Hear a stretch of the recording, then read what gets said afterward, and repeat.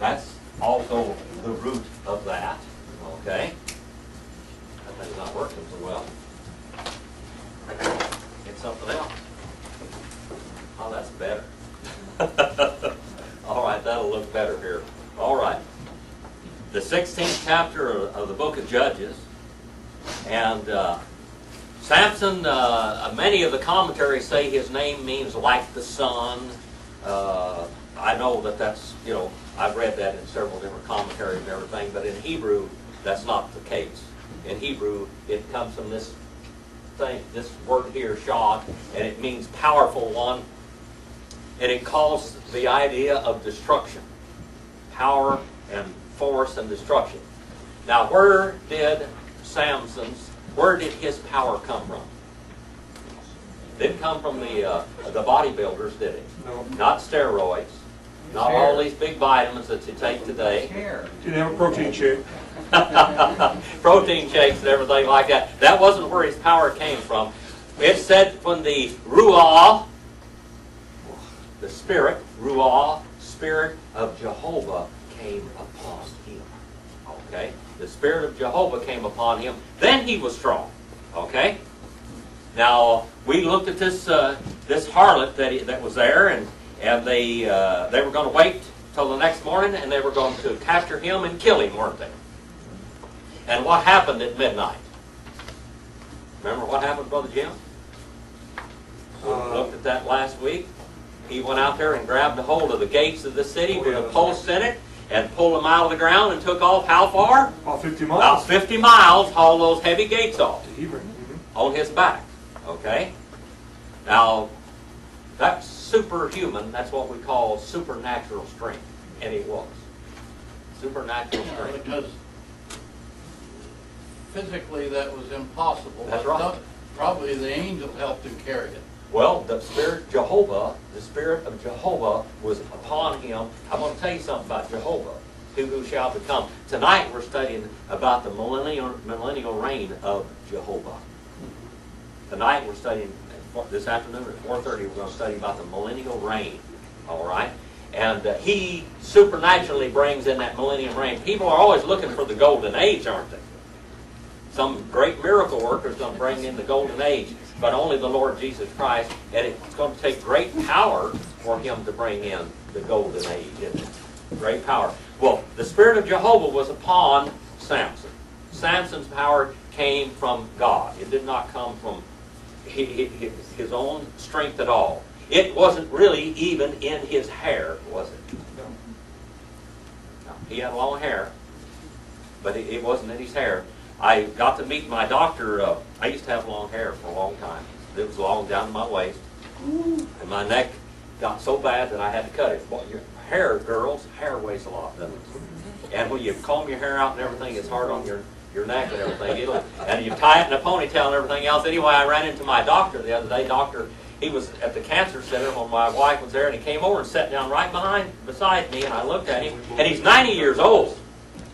He's 90 years old. And I looked at him there, and I said, "Is your name Sibley?" And he said, "Yes." He said, "Do I look like a Sibley?" And I said, "You look a lot like a Sibley. As a matter of fact, you look like Dr. Ralph Sibley." And he said, "That's my name, all right." And he said, "Well, who are you?" And I said, "Well, I'm one of your victims." I was one of your patients a long time ago. And I told him my name, and he looked at me for a while, and he said, "Where's your hair?" He said, "What happened to your hair?" I said, "Well, radiation made it fall out for one day and never came back." But I said, I cut it off. And then he wanted me to introduce me to the nurse to see her. And he said, "I want to see if she remembers you." And boy, I mean, like that, she remembered me. Just like that. But Samson's power did not come from his hair.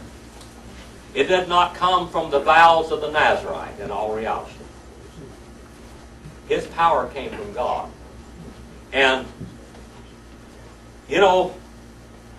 as children of God, sometimes we go astray, don't we? And when we get out there and we get astray away from God, we can't expect God to be blessing us, can we? Now let's go and look at Samson's life and see what in the world we've got going here now. All right? Verse number 6, Brother Wally. Okay. And Delilah said to Samson, Tell me, I pray thee, wherein thy great strength lieth, and wherewith thou mightest bound to afflict thee. All right. Now it starts off in verse 4. All right. And it says, after this came about, he loved, look at that word love there. He loved a woman in the valley of Sorek. All right. The valley of Sorek, whose name was Delilah. Delilah. All right. Delilah. That's a funny name. If you go back and look it up in the Hebrew lexicon, you know what it means? Delicate. Delicate, weak, feeble, poor, fragile, slight, skinny, sickly. That's what that name means. Just go back and read all that. Now, this is what this woman was. Evidently, she was, and you know, back then, you have to realize that they named the people according to what they were like. Okay? That's it. Why? Adrian over there, you know what your name means, Adrian? No. It means man. Oh, really? Yeah, it means man. All right. It comes from anthropos or Andre or aner. All right. It means man. You're a man. All right. Man. Okay. And Brother Jim, you know what your name means? Heel grabber. That's right. It means Jacob in Hebrew. It's James in English, but it means Jacob. It means trickster. All right. Trickster or heel grabber. David. David. Beloved. That's a good name. Beloved. Beloved. All right. All these names, but these names, the Hebrews named their children.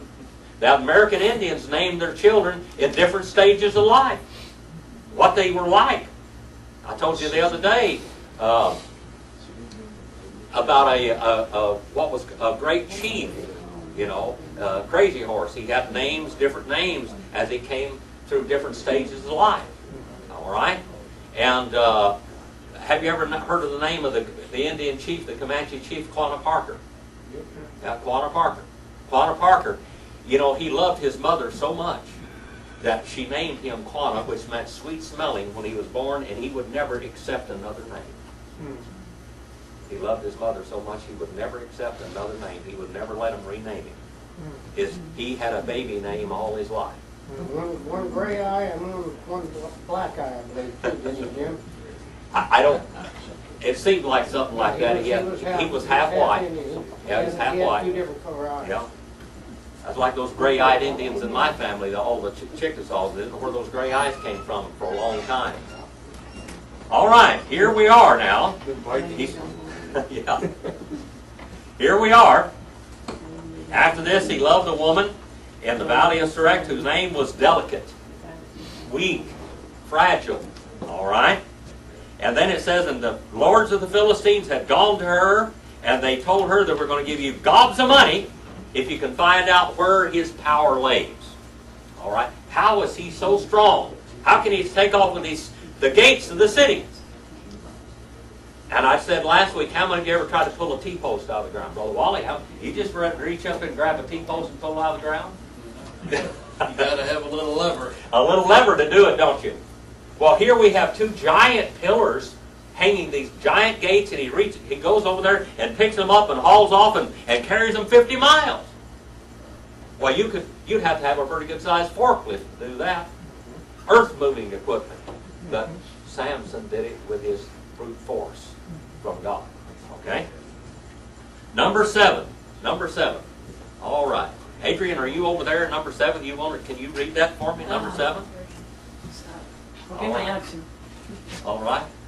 Samson answered her, If anyone ties me with 7 fresh tongues that have not been dried, I become as weak as any other man. All right. Now, we studied this a little bit last week. What kind of cords were these?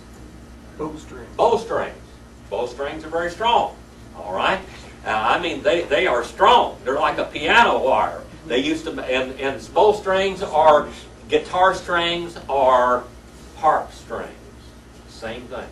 Okay. All of these are very strong strings. Okay? He said, if you take these 7 strings and tie me with these bowstrings, these fresh bowstrings, he said, I'll be weak. And let's look and see what happened to him now. Brother Randall, number 8. Then the lords of the Philistines brought up to her 7 fresh cords that had not been dried, and she bound him with them. Okay, just keep on going. Now she had men lying in wait in an inner room, and she said to him, the Philistines are upon you, Samson. But he snapped the cords as a string of tow straps when it touches the fire. So his strength was not discovered. All right. His strength was not discovered. Okay. Now verse number 10, brother Mike. Then Delilah said to Samson, Behold, you have deceived me and told me lies. Now please tell me how you may be bound. This delicate, little sweet girl. Working her ways on What what is- she's doing. She's working. Now, I'm going to tell you something. Adrian, Yes, sir. have you ever met a woman like this? Sneaky? Brother Bill, you ever met a woman like this? Yeah. Lord. There's been a few of them. How about you, brother? You ever met a woman like this? All right. Brother Mike, I suppose. you run into a few of them like this? I guess. All right. This is one that you want to skirt around. But God was using this situation. I'm going to tell you something. God was in control of all of this situation, regardless. Okay? No matter what happened, God is in control. We have this in God's book here for lessons for us today. Okay? Because you could put Mike down there, you could put Jim, you could put David or Wally, anybody, and this guy's, and just look at us and compare our lives with his life. It may not be the same way, but I think we've made those mistakes, haven't we? Haven't we made mistakes in our life? Yeah. All right. Number 10 now. Number 10. Brother Wally. Or, number 10. 16 and verse number 10. Okay, and Delilah said to Samson, Behold, thou hast mocked me and told me lies. Tell me now, I pray thee, wherein thou mightest be bound. All right. You've told me lies. Well, I probably would have turned around to her and say, touche. You've lied to me too. You've lied to me too. Now, just she keeps on pestering him now. Verse number 11 now. Verse number 11. Are you over there, Brother Rex? He said to her, If they bind me tightly with new ropes, which have not been used, then I will become weak and be like other men. All right. If you bind me with new ropes, I'll become like other men weak. New ropes. What is a new rope? It's made of green stuff, and it's really tough. Yeah, it's a brand new rope. I remember a long time ago in an old cowboy movie on there. I can't remember what it was now, but it was John Wayne playing in the movie, and the other guy was a real famous old actor. He came up there and he kept telling John Wayne, he said, you know what? He says, I'm going to hang you one of these days. But he said, a long time, he said, I thought about using a new rope on you.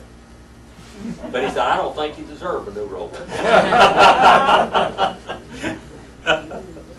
You don't deserve a new rope. A new rope. All right? And number 12 now. Number 12. Sister Andino, are you over there? Yes. Therefore Delilah took new ropes and bound him with them, and said to him, The Philistines are upon you, Samson. And men were lying in wait, staying in the room. But he broke them off his arms like a thread. All right. Broke them off with arms like a thread. Okay. These new ropes didn't work. Harry Carey was the guy, the actor in there. His son used to come in my classes a long time ago, a junior. Number 13. Number 13 now. Where'd David go now? I was going to call on him. He slipped out on me. All right, Brother Mike. Then Delilah said to Samson, Up to now you have deceived me and told me lies. Tell me how you may be bound. And he said to her, If you weave the 7 locks of my hair with the web and fasten it with a pin, then I shall become weak and be like any other man. All right, number 14. Now, what happened there? Is this Brother Floyd. Floyd? Floyd. So when he slept, Delilah took the 7 locks of his head and wove them into the web. And she made them tight with a pin and said to him, "The Philistines are upon you, Samson." But he awoke from his sleep and pulled away the pins, the looms, and the web. All right, now what in the world happened here? Does anybody really know? Well, he's always getting closer to the truth. He's That's messing right. with his hair. Getting a little closer to the truth. What happened here? This may sound fantastic to you, but she went out there and got a weaving loom. She got a weaving loom. And wove his Set a loom up there, and she wove his hair in there, and she wove it into the, just like she was braiding a rug or something, or cloth. She wove his hair in this loom, and she just kept tightening it up with this, what they call a pin, card, and slapping this in and got it real good and tight. And now here it is. His hair is all woven into this loom. All right. And then she says, "Awake, Samson! The Philistines are upon you." And he jumped up and just tore his hair out of the loom like nothing. So that didn't work either. Must have had pretty tough hair, didn't it? All right. There it a out. lot of grease in it. Yeah, something. All right. He got out. Was he drunk, the reason he was sleeping so long like this, Jim, you think? Brother, he was probably drunk.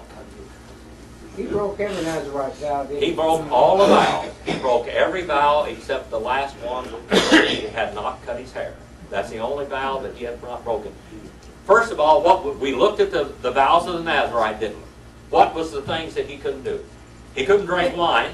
He couldn't eat grapes. Couldn't go around a dead person. He couldn't go around a dead person or any dead thing. Couldn't cut his hair. Remember what the Nazarite stood for? What did a Nazarite stand for?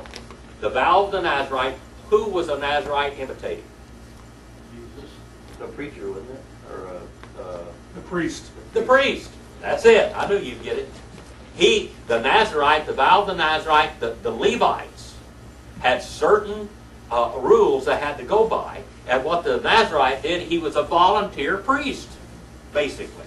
Okay? And wherever you saw him, he would have long hair, and they knew instantly that this guy is a Nazarite. Okay? So this is who he is, and he's someone that belongs to God. Someone that belongs to God. Okay? A Nazarite usually made a vow for a certain period of time, and for that period of time, he was not his own. Now, when we're born again today, and we're born, when we've been saved and we're born again, are we our own? No. No. In a way, we are like the Nazarites also. We are not our own. We are God's property. All right? Holy in the Lord's eye. Yeah. We are, as the Apostle Paul called himself, a what? Bondservant. A bondservant. Someone that was a bought and paid for slave to the Lord. Voluntarily. All right? Voluntarily. All right, let's go on a little bit. So, Samson, he's drunk, probably, been drinking too much wine. He passes completely out. The woman goes to work on him, weaves his hair in. I mean, he's been sitting here for, how long is it going to take her to weave his hair into this woman? All night. Probably all night long. She weaves his hair into the womb, and evidently he must have pretty long hair, don't he?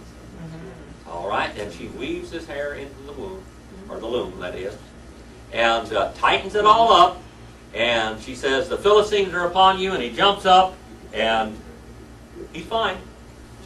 Gone again. All right? The Spirit of Jehovah comes upon him. Brother Brett, you got a Bible with you? I do. All right. You got one. We're in the 16th chapter of the book of...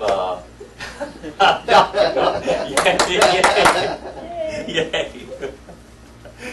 And verse number 15. Verse number 15. Let's see if this sounds like any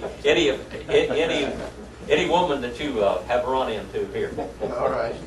And she All said right. unto him, How canst thou say, I love thee, when thy heart is not with me? Thou hast mocked me these 3 times, and hast not told me wherein my great strength lieth. All right. Now she said, "How can you say that you love me when your heart is not with me?" And she annoyed him. She kept on pressing him daily, and she annoyed him, pestered him, to the point of death. He couldn't hardly stand it. She's pestering him to death. Now that's the term we use today. Quit pestering me to death. That's exactly what she was doing. She was pestering him to the point of death, okay? Number 17. Number 17. Adrian, are you over there? 16. Brother Phillips. 16, Jim. 16? 16. All Can I right. say something? Yes. Probably she said, how can you say I love you Yeah. when your heart is not with me? Your heart. Why don't you just give your whole destiny in my hand? Just give me your life. I want to make sure that you love me. Just give me your whole life.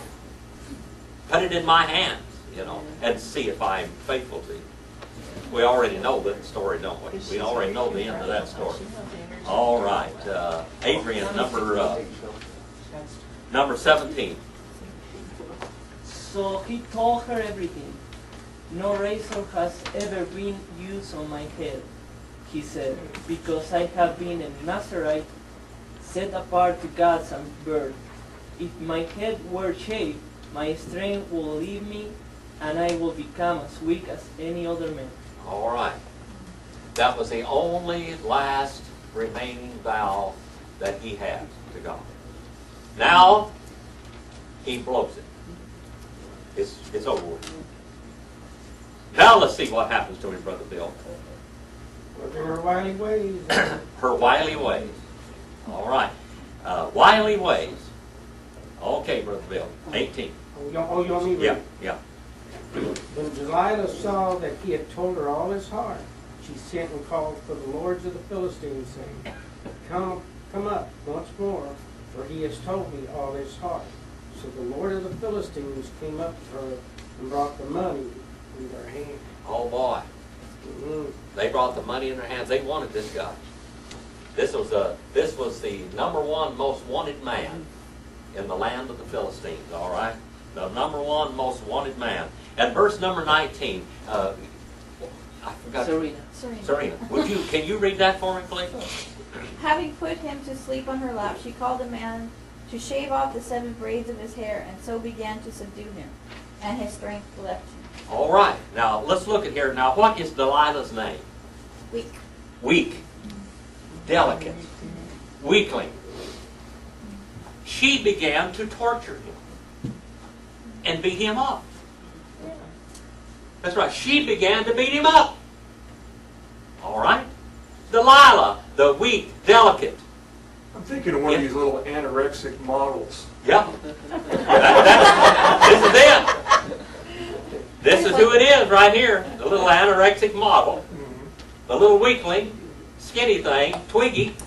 All right? Jim, I noticed that here, this may not be important, but it just hit me.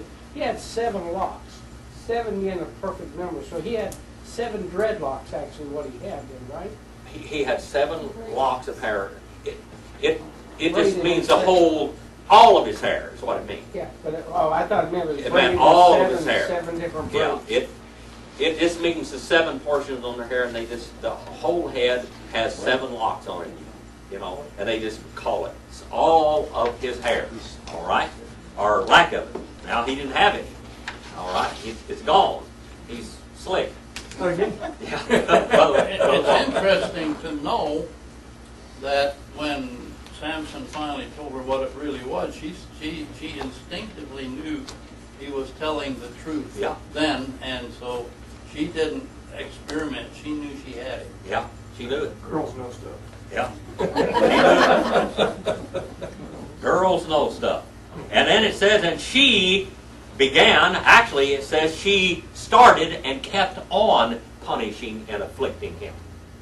That's what the Hebrew says. She continued it. She was having a ball. She's got him now. This big strong man, now Twiggy can beat him up. All right, yes. I was just going to correlate this with something that's going on in our country, that the more we concede to giving up certain parts of our Rights. our strength Freedom. as a nation, we're becoming weaker and weaker, and I'm afraid of what the final straw is going to be when they Well, cut I off can our tell you head. what it's going to be this afternoon. Yeah, I know what it is going to be too. It's We're going not a that good way. thing. It's not a good thing. The only thing about it, look up for your redemption We're going- draws near. Yeah. Look up for your redemption draws near. Number 20. Number 20. Brother David. And she said, the Philistines are upon you, Samson.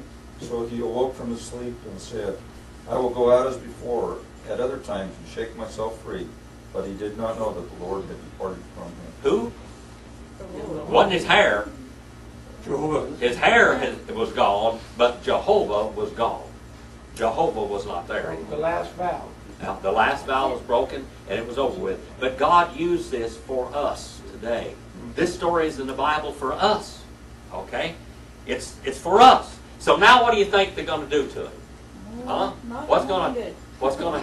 to happen now? All right, Brother Randall.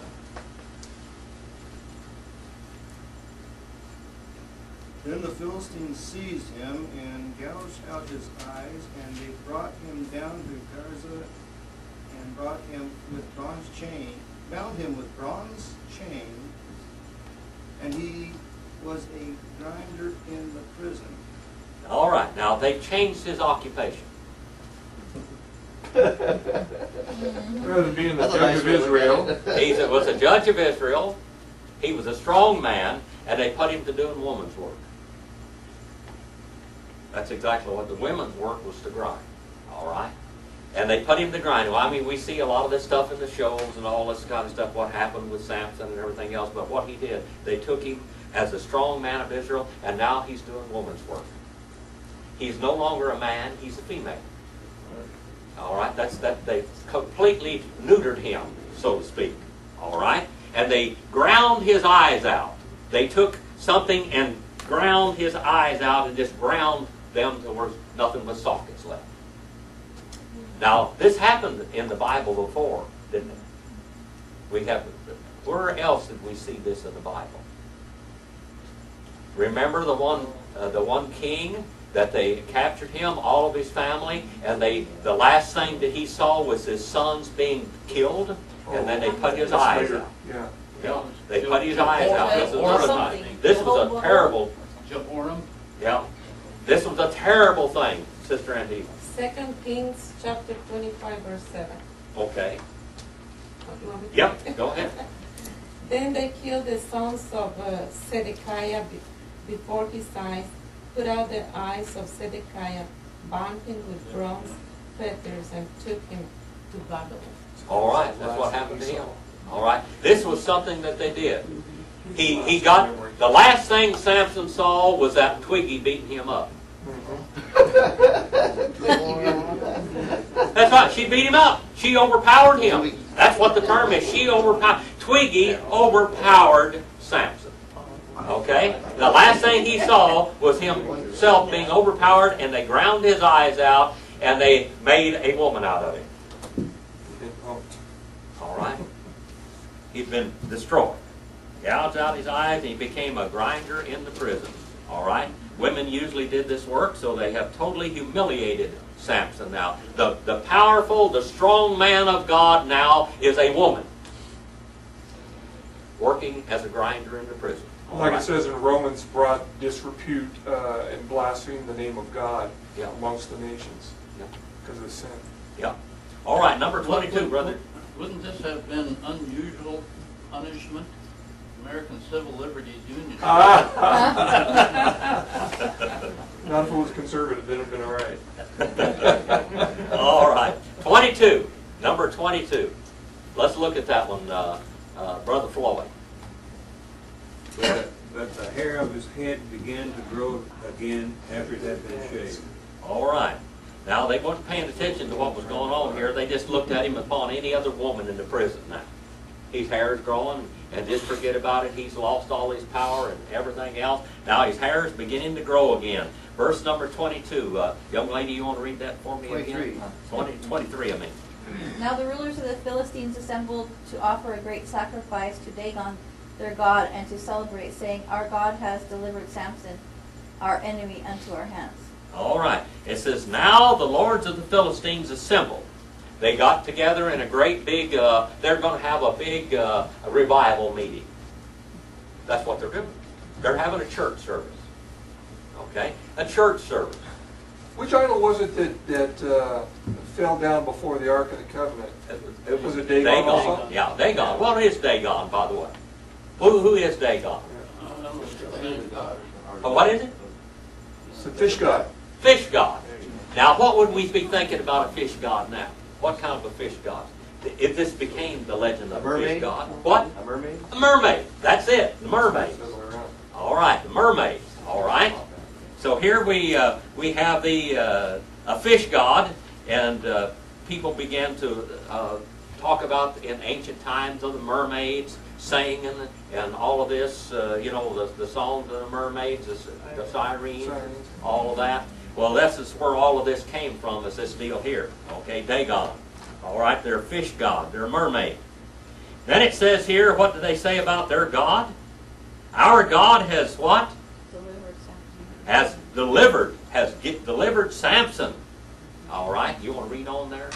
Sure.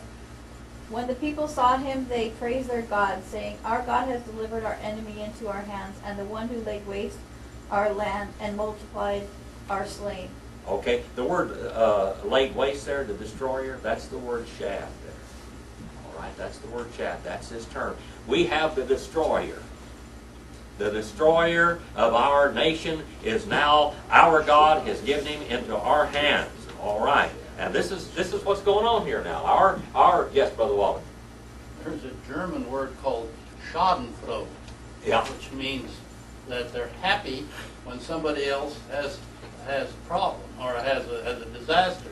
Now these Philistines were Schadenfreude. Yeah, Schadenfreude. All right, they were happy. Freude means happy. Happy. All right. Schadenfreude. Happy when disaster comes. All right. Schadenfreude. That's Schaden means bad. Yeah. Schaden being bad. Well, that's what Samson was. He was bad news for them, wasn't he? Now he's going to be bad news one more time. We're going to figure this out. He's going to be bad news one more time. Brother Randall, number 25. So it happened when they were in high spirits that they said, Call for Samson that he may amuse us. So they called for Samson from the prison, and he entertained them. And they made him stand between the pillars. All right. Now, he entertained them. He amused them. All right. They were probably making fun of him. They were making him dance up there between the pillars. Remember in the old West days, somebody'd get drunk and they'd pull out a pistol or something and start shooting at somebody's feet and making him dance? That's basically what they were doing to Samson. They'd slap him and say, "Who hit you?" That's right. They were mocking him. They were beating him up and mocking him and everything, and they put him between two pillars. Now these two pillars where he is the foundation pillars of this whole building. All right, this is the foundation pillars of the whole building. All right, now those foundation stones. Jesus was the foundation stone. Jesus was probably not a carpenter. Did you know that? He probably was not a carpenter. He was probably a stonemason. He was the stone which the builders rejected, and now a stone for a pillar or a foundation stone for a building. What did they do to it? Do you remember what they did to this stone to check it out? If they could use it? Think about it for a minute. Well, they checked the vein in the marble. That right? They took the marble or what kind of stone it was, they polished it to see if there was any flaws in it. And they would not use this stone if it had a flaw or a crack in it whatsoever. They had to be checked and someone would inspect it. And it was inspected by the builders. And it would be rejected if they thought it was flawed. And was Jesus is he the pillar? Who is the pillar of the Lord's churches? Jesus Christ. Who was the stone in the Old Testament, the great rock of Israel? Jesus was. All right. Now here he is. He's standing. This pillar is standing on the foundation stones of this whole building, and they're in here having this great revival meeting. This is what this is. This is a church service, people, to their God. All right. They're having a church service to their God, and they're in there dancing around. They're mocking him, slapping Samson, saying, "Who hit you now?" and stomping on his feet, doing all kinds of stuff, making him dance, so to speak. Just humiliating him thoroughly, and he's standing there between two pillars. All right? Between two pillars. Number 26, Sister Andina, are you there? Then Samson said to the lad who held him by the hand, Let me feel the pillars which support the temple, so that I can lean on them. All right. Let me lean against the pillars. He's wore out now. He's acting like he's real tired, and he wants to lean up against the pillars of the whole house. All right, number 27 now, Brother Wally. Are you there? Yep. We got to get Alfredi in here also. We're going to get her next. And the house was full of men and women, and all the lords of the Philistines were there. And there were upon the roof about 3,000 men and women who beheld while Samson made sport. All right, well, he was amusing them. They were teasing him, and there was about how many people there? 3,000 men? That's just on top. Yeah, that's on top. There's a lot of people here. They've got a great big revival meeting. Kind of like Custer when he went up there to the Little Bighorn. The Cheyenne and Lakota were having one of the greatest religious revivals up there, figuring out what they're going to do with these white people that's coming into our land. And he ran up there and ran in there and got in trouble. There were more Indians gathered together there than any other period of time. Matter of fact, Custer didn't make it to the Little Bighorn. A little boy by the name of White Bull shot him off his horse right there in the creek when he went in, and they threw him, his men threw him back on the horse. They got over there to what they call Custer's last stand, but Custer was not cognizant. He wasn't there. He already went into the flaming blazes. The happy hunting ground. All right. He was gone. All right. Now let's look and see what it says here. It's full of men and women, and they're amusing themselves in this great revival meeting now. And Brother David over there, I want you to do number 29, but I want Alfreda to do number 28. Alfreda? And Samson called unto the Lord and said, O Lord God, remember me, I pray thee, strengthen me, I pray thee, only this once, O God, that I may be at once avenged of the Philistines for my 2 eyes. All right, now Samson calls upon Jehovah. That's the one that brought him through all of the problems he had before. And he said, "Oh Lord," all right, "Oh Lord Jehovah, Jehovah, Jehovah." One more time, listen to me, this last time, that I may be at once avenged of the Philistines for my 2 eyes, for what they did to me. Now what he's going to do is going to bring glory to God in his death. Okay? Number 29, Brother David. And Samson grasped the 2 middle pillars on which the house rested, and braced himself against them, the one with his right hand and the other with his left. All right. All right, number 30.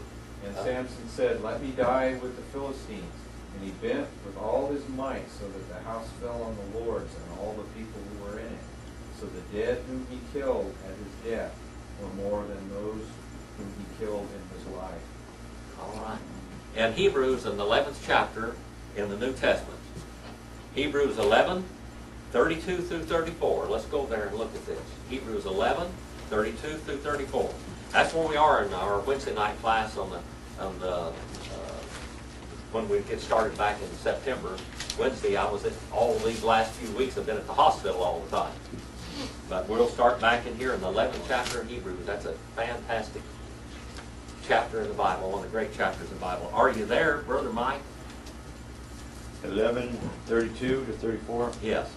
And what more shall I say? For time will fail me if I tell of Gideon, Barak, Samson, Jephthah, of David and Samuel and the prophets, who by faith conquered kingdoms, performed acts of righteousness, obtained promises, shut the mouths of lions, quenched the power of fire, escaped the edge of the sword, from weakness were made strong, became mighty in war, put foreign armies to flight.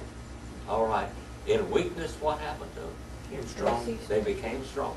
In weakness, they became strong. Even Twiggy beat up Samson. But now he becomes strong again. How does he become strong? In the Lord. In the Lord.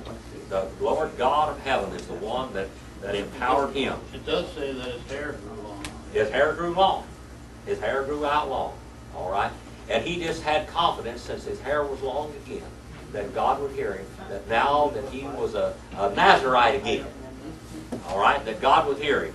But I think if he'd have been bald-headed and he prayed this prayer, do you think God would have heard him?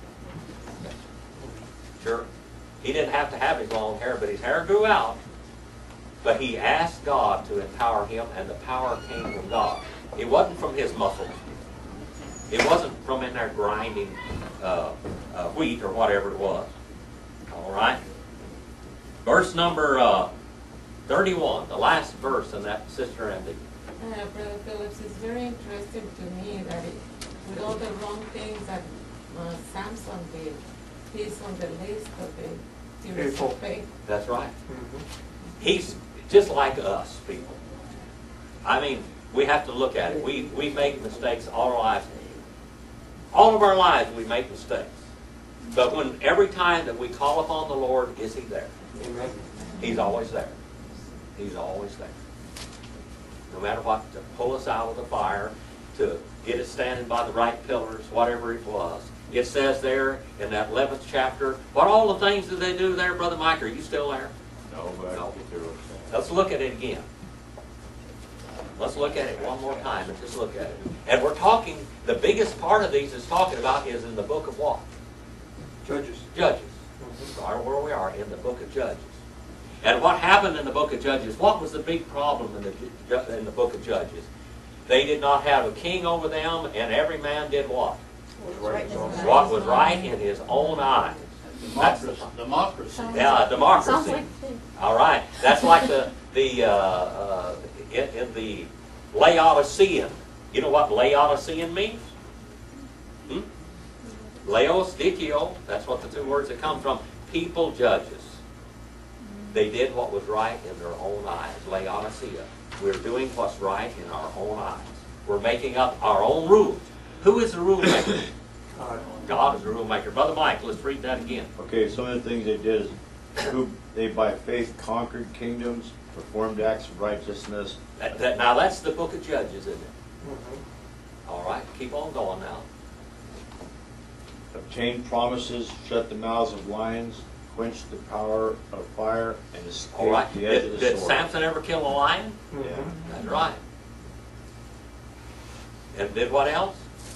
Escaped, quenched the power of fire, and escaped the edge of the sword. For by weakness they were made strong. By weakness they were made strong. When you realize there's no way you're going to get yourself to heaven, what do? Call upon the Lord to save you. As long as you can stand up. You know what the biggest problem with the Muslim religion is in the world? They don't have any love, forgiveness. That's one of the problems. It wasn't that. What is the biggest problem? They try to work their way The to basis. They try to work their way to That's heaven. right, young lady. The Muslim religion states that no man is responsible for anybody else's sin. Nobody can take on anybody else's sin. But that's not the plan of God, is it? That no one can take upon anybody else's sin. You are responsible for your own sin. And when you come before the judgment of God, and they say that out there in the eastern gate over there, out on the eastern gate at Jerusalem, that's where the great balance is alive, and they're going to put you on one place and your good works on the other, and if your good works don't outweigh your bad works, you're going to be in trouble. It's going to be a big feather. The mystic feather. How do these mullahs think they're going to make it then when they have people mutilated? That they're doing it in the name of God. All right. Everything they do it in the name of God. Yeah, that's all forgiven. And whatever you do it in the name of God. But you realize this, but that is a humanistic religion.